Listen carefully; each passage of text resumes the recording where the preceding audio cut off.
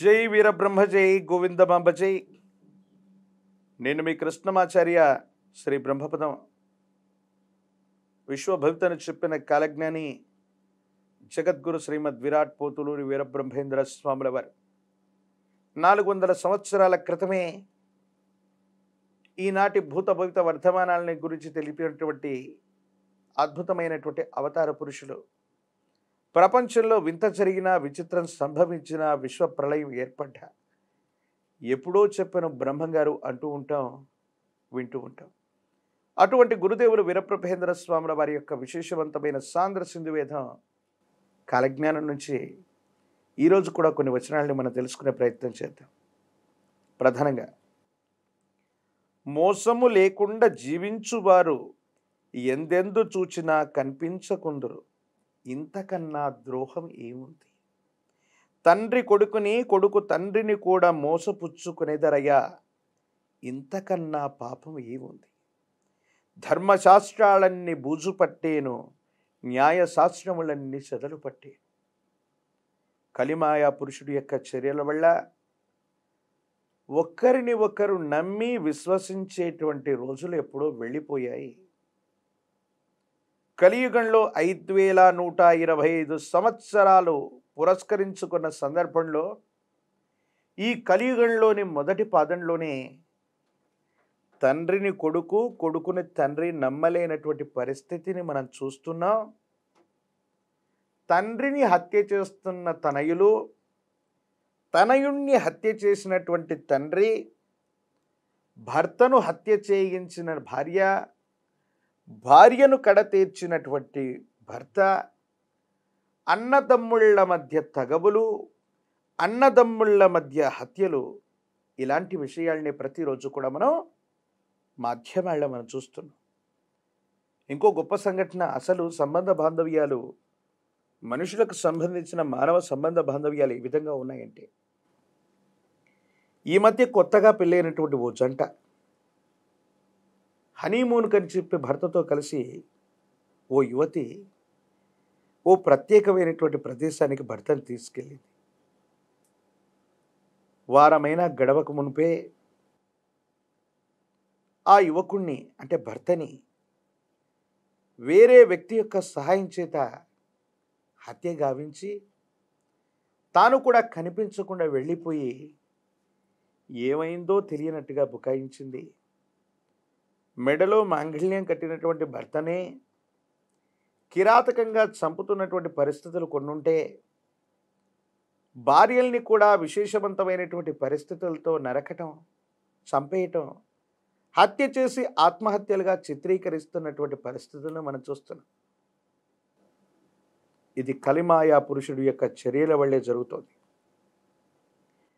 పెద్దలు పంచించినటువంటి ఆస్తుల్ని అనుభవించవలసినటువంటి వారసులందరూ జీస్త భాగం తనకు తక్కువగా దక్కిందనో, తనకు సమానంగా ఆస్తులు రాలేదనో, ఇంకా కావాలన్నటువంటి ఉద్దేశం చేతనో, తండ్రి గారు బ్రతికుంటే ఆస్తి రాదన్నటువంటి ఆలోచన చేతనో, తల్లిదండ్రుల్ని కూడా చంపుతున్నటువంటి బిడ్డలు, అత్తమామల్ని కూడా కడదేరుస్తున్నటువంటి వ్యక్తులు, అలాగే కొడుకుకి మొత్తం పూర్వీకులకు సంబంధించినటువంటి ఆస్తులన్నీ వస్తాయి కాబట్టి వాడు దుర్వినియోగం చేస్తాడో సద్వినియోగం చేస్తాడో తెలియక కుమారుణ్ణి సైతం హత్య చేస్తున్నటువంటి కసాయి తండ్రులు, ముక్కు పచ్చలారనటువంటి 4 ఏళ్ల చిన్నారిని అఘాయిత్యం చేసి, అత్యాచారం చేసి, చంపేసి ముళ్ళ పొదల్లో వేస్తున్న పాశవికమైనటువంటి సమాజం. నిద్ర లేస్తే సామాజికమైనటువంటి మాధ్యమాల్లో నేను చెప్పినటువంటి ప్రతి వార్త ఇప్పుడే మనం చదువుతున్నట్టుగా, ఇక్కడెక్కడో జరుగుతున్నట్టుగా, మన ఊర్లోనే విన్నట్టుగా, మన పరిసరాల్లో ఎవరికో ఈ విధమైనటువంటి అఘాయిత్యం జరిగినట్టుగా మనం అనుకుంటూ ఉంటాం. మనం చాలా అదృష్టవంతులం. ఎందుకో తెలుసా?